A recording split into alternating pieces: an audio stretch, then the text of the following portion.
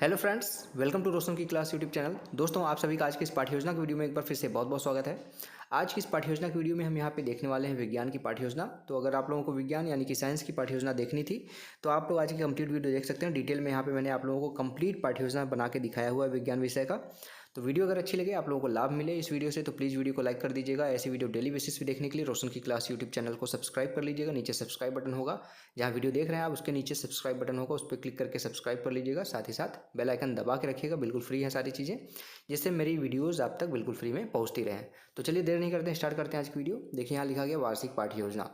तो वार्षिक पाठ्य योजना लिखने की जरूरत नहीं होती। अगर आप सिर्फ पाठ्य योजना लिखने के लिए आपको कहा जाए तो सिर्फ पाठ्य योजना लिख दीजिएगा। उसके बाद आपको यहाँ पे विद्यालय का नाम लिखना है, जिस विद्यालय में पाठ्य योजना पढ़ाने के लिए आपको भेजा जाता है उस विद्यालय का नाम लिखना होता है। दिनांक लिखना होता है, कक्षा 7वीं है, विषय सामान्य विज्ञान है, कालांश 3rd है। कालांश को ही काफ़ी जगहों पे चक्र कहते हैं, तो याद रखिएगा, चक्र लिखा हो या कालांश लिखा हो दोनों चीज़ें सेम होती हैं। और समय अवधि 30 मिनट का है। और हमारा जो आज का प्रकरण है वो है परमाणु संरचना, यानी कि हमारा जो टॉपिक है वो है परमाणु संरचना। अगर आपके कॉलेज वाले शिक्षण बिंदु भी यहीं पे लिखने के लिए कहते हैं तो शिक्षण बिंदु भी आप लिख सकते हैं। पहला शिक्षण बिंदु है परमाणु, दूसरा यहाँ पे शिक्षण बिंदु है परमाणु के मूल कण, और तीसरा है अणु। अब आता है लेसन प्लान का पहला हेडिंग यहाँ पे, जिसको कहते हैं उद्देश्य विशिष्टीकरण सहित। तो पहला शिक्षण उद्देश्य है आपका, इस जिसको आप विशिष्ट उद्देश्य भी कहते हैं। एक तरफ शिक्षण उद्देश्य लिख लीजिए या फिर विशिष्ट उद्देश्य, दूसरी तरफ लिख लीजिए अपेक्षित व्यवहारगत परिवर्तन। यानी कि ये चैप्टर पढ़ाने के बाद बच्चों को के तरफ से आपको क्या अपेक्षा है कि बच्चे क्या क्या सीखने वाले हैं। तो यहाँ पे कम से कम 2 से 3 पॉइंट और मैक्सिमम 5 से 6 पॉइंट लिखना होता है। तो देखिए पहला पॉइंट लिखा गया ज्ञानात्मक। इसमें लिखा गया है विद्यार्थी परमाणु संरचना प्रकरण का प्रत्यास्मरण कर सकेंगे। दूसरा पॉइंट है विद्यार्थी परमाणु संरचना प्रकरण का प्रत्याभिज्ञान कर सकेंगे। दूसरा हेडिंग है अवबोधात्मक उद्देश्य। इसमें देखिए लिखा गया पहला पॉइंट विद्यार्थी परमाणु संरचना प्रकरण की व्याख्या कर सकेंगे। सेकंड पॉइंट है विद्यार्थी परमाणु संरचना प्रकरण के अंतर्गत परमाणु के मूल कणों में अंतर स्पष्ट कर सकेंगे। थर्ड पॉइंट है ज्ञानोपयोग। इसमें लिखा गया विद्यार्थी परमाणु संरचना प्रकरण का अध्ययन उच्च कक्षाओं में कर सकेंगे। सेकंड पॉइंट है विद्यार्थी परमाणु संरचना प्रकरण से प्राप्त ज्ञान का उपयोग दैनिक जीवन की नवीन परिस्थितियों में कर सकेंगे। तीसरे हेडिंग के बाद आता है चौथा हेडिंग कौशलात्मक उद्देश्य। इसमें देखिए लिखा गया विद्यार्थी परमाणु संरचना को पहचानने की कुशलता प्राप्त कर सकेंगे। सेकंड पॉइंट है विद्यार्थी परमाणु संरचना प्रकरण को मॉडल द्वारा प्रदर्शित कर सकेंगे। पांचवा हेडिंग है अभिरुचियात्मक उद्देश्य यहाँ पे। तो यहाँ पे देखिए लिखा गया फर्स्ट पॉइंट विद्यार्थी परमाणु संरचना प्रकरण को समझने में रुचि ले सकेंगे। दूसरा पॉइंट विद्यार्थी परमाणु संरचना के विषय पर विचार विमर्श करने में रुचि ले सकेंगे। और छठवीं हेडिंग है, मैक्सिमम 6 हेडिंग लिखना होता है अवृत्त्यात्मक। इसमें देखिए लिखा गया विद्यार्थी परमाणु संरचना प्रकरण के प्रति वैज्ञानिक दृष्टिकोण का विकास कर सकेंगे। सेकंड पॉइंट विद्यार्थी परमाणु संरचना प्रकरण के प्रति सकारात्मक दृष्टिकोण उत्पन्न कर सकेंगे। नेक्स्ट हेडिंग आता है आप शिक्षण सहायक सामग्री। शिक्षण सहायक सामग्री के अंतर्गत उन सभी सामग्रियों के बारे में लिखना होता है जिसकी सहायता आप शिक्षण कार्य के दौरान लेते हैं। तो यहाँ पे देखिए लिखा गया लपेट फलक, यानी कि जो रोलिंग बोर्ड ले जाते हैं आप, सुधाखंड यानी कि चौक, झाड़न यानी कि डस्टर, संकेतक यानी कि पॉइंटर, मॉडल एवं समस्त कक्षोपयोगी शिक्षण सहायक सामग्री। अगला हेडिंग है शिक्षण विधि में आपका प्रदर्शन विधि है, व्याख्यान विधि और प्रश्नोत्तर प्रविधि होती है। तो इसको इस तरीके से लिख लीजिएगा। नेक्स्ट हेडिंग आपका आता है पूर्व ज्ञान। पूर्व ज्ञान में बच्चों को अभी तक क्या नॉलेज है उसके बारे में यहाँ पे लिखना होता है। तो देखिए पूर्व ज्ञान में लिखा गया विद्यार्थी परमाणु संरचना प्रकरण के बारे में नॉर्मल सामान्य जानकारी रखते हैं। अब लेसन प्लान का सबसे इंपॉर्टेंट हेडिंग आता है जिसको कहते हैं प्रस्तावना। प्रस्तावना को इस तरीके से लिखिए या फिर यहाँ पे बीचों बीच भी लिख सकते हैं। 3 कॉलम में डिवाइड किया गया, क्रम संख्या, छात्राध्यापक या फिर छात्राध्यापिका क्रिया, लड़के हैं तो छात्राध्यापक क्रिया, लड़की हैं तो छात्राध्यापिका क्रिया, विद्यार्थी क्रियाएं। बच्चों से कुछ प्रश्न पूछेंगे आप, मिनिमम 3 प्रश्न पूछ के अपना प्रकरण निकलवा सकते हैं। ज़्यादा से ज़्यादा 5 से 6 प्रश्न पूछा जा सकता है अपना प्रकरण निकलवाने के लिए। बच्चों और जो प्रश्न पूछेंगे वो बहुत सरल भाषा में होने चाहिए, सिंपल होने चाहिए। क्रमबद्धता होनी चाहिए प्रश्नों में, यानी कि पहले प्रश्न का जो उत्तर आएगा उसे दूसरा प्रश्न बनेगा, दूसरे प्रश्न का जो उत्तर आएगा उसे तीसरा प्रश्न बनेगा। इस तरीके से क्रमबद्धता भी होनी चाहिए। तो देखिए यहाँ पे पहला प्रश्न है ब्लैक बोर्ड पर लिखने किससे लिखा जाता है। बच्चे बोलेंगे ब्लैक बोर्ड पर चौक से लिखा जाता है। दूसरा प्रश्न है चौक को बारीक पीस दिया जाए तो क्या होता है। बच्चे बोलेंगे चौक बारीक कणों में बदल जाएगा। तीसरा प्रश्न है चौक के इन बारीक कणों को क्या कहते हैं। बच्चे बोलेंगे इन बारीक कणों को अणु कहा जाता है। ठीक है, कोई ना कोई बच्चा तो बताए, कक्षा 7 का बच्चा है तो वहाँ पे कोई ना कोई क्लास में ऐसा बच्चा जरूर होगा जो अणु बोलेगा। तो फिर चौथा प्रश्न बन जाएगा अणु किससे मिलकर बने होते हैं। बच्चे बोलेंगे अणु परमाणुओं से मिलकर अणुओं का निर्माण होता है, परमाणु से मिलकर अणुओं का निर्माण होता है। फिर यहाँ पे पांचवा प्रश्न पूछ लीजिए परमाणु की संरचना से आप क्या समझते हैं। तो बच्चे संभावित उत्तर देंगे, हो सकता है कोई बच्चा कुछ बताए, ज़्यादातर बच्चे नहीं बता पाएंगे। जब नहीं बता पाएंगे तो आपको अपना उद्देश्य कथन तुरंत बोलना है। उद्देश्य कथन नेक्स्ट हेडिंग है, इसमें आपको आपका प्रकरण बताना होता है, यानी कि उस टॉपिक को बताना होता है जो बच्चों को आप पढ़ाने वाले हैं। तो यहाँ पे देखिए बच्चों को पढ़ाने के लिए बताया गया है विद्यार्थियों आज हम परमाणु संरचना प्रकरण का विस्तारपूर्वक अध्ययन करेंगे। आप उस टॉपिक को आप पढ़ाना स्टार्ट कर सकते हैं जिसको हेडिंग के द्वारा लिखा जाता है प्रस्तुतिकरण। प्रस्तुतिकरण हेडिंग डालिए, एक तरफ लिखिए शिक्षण बिंदु, दूसरी तरफ लिखिए छात्राध्यापक क्रियाएं। ठीक है, तो यहाँ पे देखिए पहला परमाणु है शिक्षण बिंदु, स्टार्टिंग में दिखाया गया था। विकासात्मक प्रश्न है, इसके आगे वाला जो बच्चे इसका आंसर देंगे इसको सामने दिखाया गया, उसको नीचे वाले पेज पे मैंने दिखा दिया है, यहाँ पे देख लीजिएगा।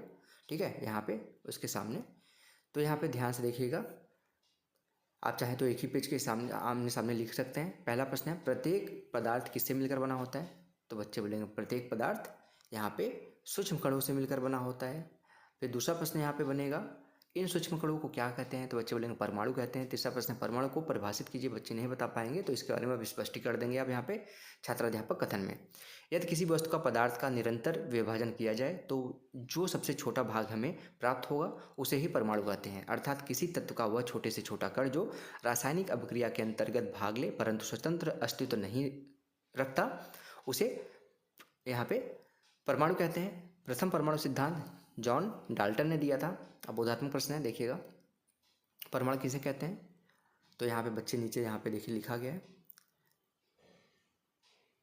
उसका विद्यार्थी उत्तर देने का प्रयास करेंगे। यहाँ पे इसका फिगर भी आप सैंपट वाले कॉलम में बना के लिख सकते हैं, परमाणु के छोटे छोटे कण जो यहाँ पे देखिए दिखाया गया है। ठीक है, दूसरा प्रश्न, प्रथम परमाणु सिद्धांत किसने दिया था? तो आप सभी को अभी दिखाया गया, जॉन डाल्टन ने दिया था। उसके बाद नेक्स्ट यहाँ पे शिक्षण बिंदु आता है परमाणु की संरचना। विकासात्मक प्रश्न है, पदार्थ का अविभाज्य कण कौन सा है? तो बच्चे बोलेंगे परमाणु। दूसरा प्रश्न है, परमाणु की संरचना में कौन से कण पाए जाते हैं? तो यहाँ पे देखिए इसका आंसर यहाँ पे लिखा गया है, न्यूट्रॉन, प्रोटॉन और इलेक्ट्रॉन। ठीक है, इसका तीसरा क्वेश्चन यहाँ पे आपका आता है, न्यूट्रॉन, प्रोटॉन और व इलेक्ट्रॉन के बारे में क्या जानते हैं? बच्चे नहीं बता पाएंगे, फिर से इसका स्पष्टीकरण देंगे आप। परमाणु की संरचना में निम्न 3 कण पाए जाते हैं। इलेक्ट्रॉन, जिसकी खोज थॉमसन ने की थी। इलेक्ट्रॉन पर -1.6 × 10⁻⁻19 यहाँ पे आवेश होता है, ऋण आवेश। उसके बाद तथा द्रव्यमान इसका होता है 9.1 × 10⁻31 kg। इलेक्ट्रॉन में को ऋण आवेश यहाँ पे इलेक्ट्रॉन नेगेटिव यहाँ पे इससे द्वारा प्रदर्शित किया जाता है। प्रोटॉन, इसकी खोज रदरफोर्ड ने की थी। प्रोटॉन पर 1.6 × 10⁻⁻19 यहाँ पे आवेश होता है, ये प्लस में होता है, तथा द्रव्यमान 1.6 × 10⁻27 kg होता है।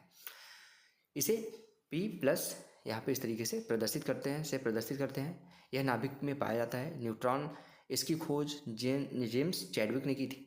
यह उदासीन होता है, इसका द्रव्यमान 1.67 × 10⁻27 kg होता है। यह नाभिक में पाया जाता है। बोधात्मक प्रश्न, इलेक्ट्रॉन पर कितना आवेश होता है? अभी स्टार्टिंग में दिखाया गया था, ये ऋण आवेश जो होता है। प्रोटॉन का द्रव्यमान कितना होता है? प्रोटॉन का द्रव्यमान 10 यहाँ पे 1.6 × 10⁻27 kg होता है। सामने वाले कॉलम देखिए प्रश्नोत्तर भी दी थी, तो प्रविधि वाले कॉलम प्रश्नोत्तर लिख दीजिए। सैंपट पे इस तरीके से ब्लैक चार्ट पेपर चिपका के वाइट स्पार्कल पेन से जो इंपॉर्टेंट पॉइंट अभी आपने स्पष्टीकरण में बताया उसको यहाँ पे लिख सकते हैं। ठीक है, यहाँ पे भी देखिए अणु के बारे में दिखाया गया है, इस तरीके से बना के ले जाएं तो काफ़ी अच्छा इंप्रेशन पड़ेगा। इलेक्ट्रॉन के यहाँ पे आवेश के बारे में बताया गया है, प्रोटॉन के आवेश के बारे में बताया गया है। इलेक्ट्रॉन में माइनस होता है, प्रोटॉन में प्लस होता है, याद रखिएगा। अब तीसरा शिक्षण बिंदु है अणु। विकासात्मक प्रश्न है, किसी पदार्थ में कितने अणु परमाणु होते हैं? तो यहाँ पे बच्चे बताएंगे कि किसी पदार्थ में असंख्य यहाँ पे परमाणु होते हैं। दूसरा यहाँ पे प्रश्न था आपका, असंख्य परमाणु परस्पर मिलकर क्या बनते हैं? तो बच्चे बोलेंगे अणु बनते हैं। फिर तीसरा प्रश्न, अणु के बारे में आप क्या जानते हैं? नहीं बता पाएंगे, फिर से अणु के बारे में बच्चों को बताएंगे छात्राध्यापक कथन में। अणु साधारणतया वो 2 या 2 से अधिक परमाणु का समूह है जो आपस में रासायनिक बंध द्वारा जुड़े रहते हैं, जिन्हें सामान्य भौतिक विधियों द्वारा पृथक नहीं किया जा सकता। अतः किसी तत्व या यौगिक व का सूक्ष्म कण जो स्वतंत्र रूप से अस्तित्व में रह सकता है, अणु कहलाता है। उदाहरण के लिए नमक का अणु, फास्फोरस का अणु आदि। बोधात्मक प्रश्न, अणु किसे कहते हैं? जिसमें आप अभी आपको बताया जिसका कोई भी अविभाज्य कण स्वतंत्र रूप से रह सकता है। अणु का उदाहरण नमक का जो क्रिस्टल होता है। ठीक है, यहाँ पे देखिए नाभिक की संरचना, परमाणु संरचना दिखाई गई है। बाहर ये इलेक्ट्रॉन हो गए, नाभिक में क्या है? Proton, neutron. ठीक है, अब मूल्यांकन प्रश्न आता है। मूल्यांकन प्रश्न में देखिए लिखा गया है, पहला प्रश्न वस्तुनिष्ठ प्रश्न है, परमाणु सिद्धांत किस वैज्ञानिक ने दिया? दूसरा प्रश्न है रिक्त स्थान की पूर्ति करने वाला, अणु आपस में डैश डैश डैश बंध द्वारा जुड़े रहते हैं, बल या फिर रासायनिक बंध? तो रासायनिक बंध होता है, आप सभी को पता है। सत्य सत्य है, ट्रू फॉल्स अगला क्वेश्चन है। पदार्थ की मुख्यतः 3 अवस्थाएं होती हैं।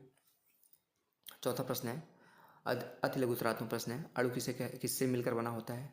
पांचवा प्रश्न है लघुतरात्मक अणु व परमाणु में अंतर स्पष्ट कीजिए। लास्ट हेडिंग आप सभी को पता है, लेसन प्लान का आता है गृह कार्य। यहाँ पे निबंधात्मक प्रश्न है, यानी कि बच्चों को घर से करके लाने के लिए एक प्रश्न दिया जाता है जो डिटेल में बच्चों को करना होता है, जिससे बच्चे घर पे जाके आपके द्वारा पढ़ाई गई चीज़ों को रिवाइज करते हैं। तो यहाँ पे देखिए प्रश्न दिया गया है, परमाणु की संरचना समझाइए। नेक्स्ट यहाँ पे पर्यवेक्षक हस्ताक्षर अपना करेगा, ठीक है, पर्यवेक्षक हस्ताक्षर कर देगा यहाँ पे, जिससे और यहाँ पे आपको टिप्पणी भी लिखेगा वो, जिससे आपके द्वारा जो पढ़ाई की चीज़ें उसमें कमियां हैं, कुछ सुझाव है, सारी चीज़ें यहाँ पे आपको देखने को मिलेंगी। तो दोस्तों ये था आज का लेसन प्लान। अगर आप लोगों को आज का लेसन प्लान पसंद आया हो तो प्लीज़ इस वीडियो को लाइक करिएगा। इस वीडियो की PDF आपको रोशन की क्लास टेलीग्राम चैनल पर मिल जाएगी। और अगर ऐसी वीडियो डेली बेसिस पे देखना चाहते हैं या फिर शिक्षा जगत से जुड़े हुए किसी भी एग्जाम की तैयारी कर रहे हैं तो रोशन की क्लास यूट्यूब चैनल को सब्सक्राइब कर लीजिए। बिल्कुल आप लोगों को लाभ मिलेगा इस चैनल को सब्सक्राइब करने से। बिल्कुल फ्री हैं सारी चीज़ें, जिससे मैं आप लोगों के लिए हेल्प के लिए कोई वीडियो यहाँ पे बनाता हूँ तो उसके बारे में आपको बिल्कुल फ्री में पता चलता रहे। तो स्टूडेंट्स मिलते हैं नेक्स्ट वीडियो में, तब तक के लिए आप सभी का बहुत बहुत धन्यवाद। जय हिंद, वंदे मातरम।